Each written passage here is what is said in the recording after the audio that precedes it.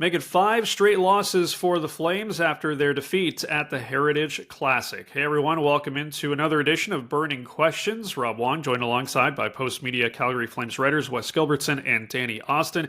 Guys, it is ugly times in Calgary right now with the Flames having now dropped 5 in a row. And you look at the standings, there's only one team that's worse right now, and they're in San Jose. The Sharks do not have a win this season, so that goes to show you just how bad it is right now.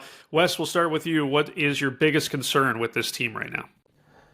Well, there's probably a long list, but I think the biggest concern has to be offense. If there's been one bright spot for this team, I think it's netminder Jacob Markstrom, and he's got one victory this season. And the reason he has one victory is because they never put the puck in the net at the other end of the ice. You know, if you just circle in on this 5-game losing streak, they've scored 6 goals. 1.2 goals per game doesn't get it done in the NHL. Last night, on a really cool evening at Commonwealth Stadium in Edmonton, they had 3 scoring chances, 3 high-danger scoring chances at 5-on-5. Like, it looked, as I joked in my column, it looked like they should throw sticks again and try to make the teams more even, because the Flames just never had the puck in the offensive zone. And so while there is a long list of things that need to be addressed, the top one for me is the offense. It starts with Jonathan Huberdeau and Nazem Kadri, but it's not just those guys either. They really need to find a way to generate some scoring opportunities and ultimately put the puck in the net, or they're going to have a really, really long and miserable winter. Yeah, and I would add to that. I mean, I think that some of that offense has to start with when they regain the puck in their own end, and I think that they're having a real time getting the puck out. And I think we've seen just consistent pressure from other teams, but you got to be skating, you got to be on the rush, and I don't think we're seeing that now. The strange thing is last year, just with Daryl Sutter, it was so much dump and chase. And this year they are kind of trying to carry the puck over the opposing blue line, which you would think would be more entertaining. It's not resulting in anything. And I do think that you've got to sort of at least try to create some, odd man rushes and what have you. But for me, it doesn't look organized when they have the puck. And that's both in the opposition end as well as in their own, and we just see them turning the puck over so many times. But it's also just about trying to get the opposing defense out of their structure, and I don't see that happening. So for me, it starts as soon as they get the puck back in their own end, and then very much as Wes is saying, man, they need to figure out a way to score. But I think it's the whole length of the ice that's causing those problems.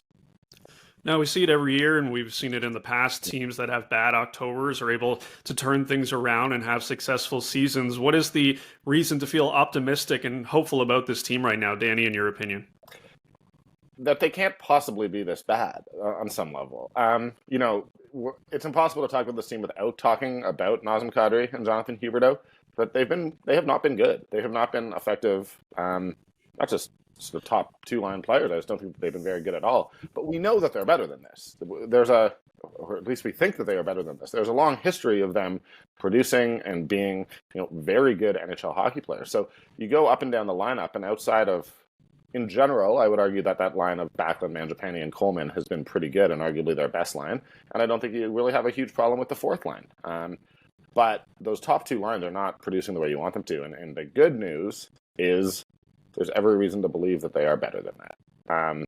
Is this a little bit me putting on rose-colored glasses? Yes, and people can very easily say, look, you don't bring sand to the beach. But I think that you are rolling with this group of players, and you have to believe that they're better than that, what we've seen so far.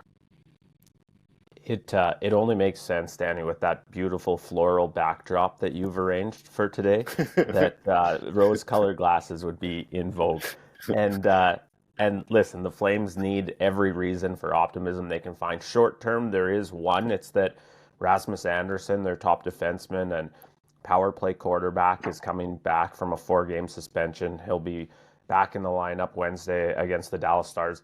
That's going to help. I think Jacob Markstrom, and I asked Ryan Huska last night in Edmonton about his reasons for optimism, and he said, I think we're getting elite goaltending right now from Jacob Markstrom. So that's a reason to be optimistic as well. It's hard to come up with anything positive in the middle of a 5-game losing streak. It's hard to come up with anything positive when you're 31st in the overall standings. Thank goodness for the San Jose Sharks. So there's not a ton to be optimistic about. I think Danny's right. Like, that the parts are better than what we're seeing on the ice, but Jacob Markstrom is probably the biggest reason for optimism. The rest of it's got to get figured out pretty quick. Funny how things have changed, Wes. At the beginning of the season, there was a lot of talk about contract extensions for some pending UFAs, namely Elias Lindholm and, of course, Noah Hanifin. Do you think this rough start has changed Craig Conroy's approach at all with that? I think it has to. I mean, I think you have to push pause on any sort of extension talks right now while you figure out what the problem is. I mean, if we go, this is now 91 games, including last season, of this sort of core group telling us that they're a better team than they're showing us. And so at some point you kind of are what the film shows. You are what we keep seeing on the ice. And so I think it's incumbent now on Craig Conroy as he deals with the future of Elias Lindholm and Noah Hanifin and Chris Tanev and Nikita Zadorov. I think he needs to push pause and figure out what's wrong. You know, something's amiss with these Calgary Flames. Something's not right with, you know, the mix they have. It's not working. And so before you rush to lock up another piece of your core, you have to figure out what the problem is. And so I think, you know, everyone wants it to be one or the other. You're either signing guys to extensions or you're trading them all away. Right now, they're in the middle. I don't think you're rushing to send someone out the door. But before you do any more paperwork, especially 8-year deals, you better figure out what the problem is. Yeah, I fully agree. And it's just amazing what a difference a week makes. A week ago, I was asking Noah Hanifin about reports that he was awfully close to signing an extension. And right now, I think that any signing would be incredibly difficult to sell to the fan base. I think there's a huge part of the fan base that wants this team to get younger, that doesn't want to be stuck for the next half decade or longer with a core that they haven't seen any sign can really compete or contend. Now, I will also argue that Noah Hanifin, of all of the potential unrestricted free agents, just based on his age, is the one you probably do want to get signed.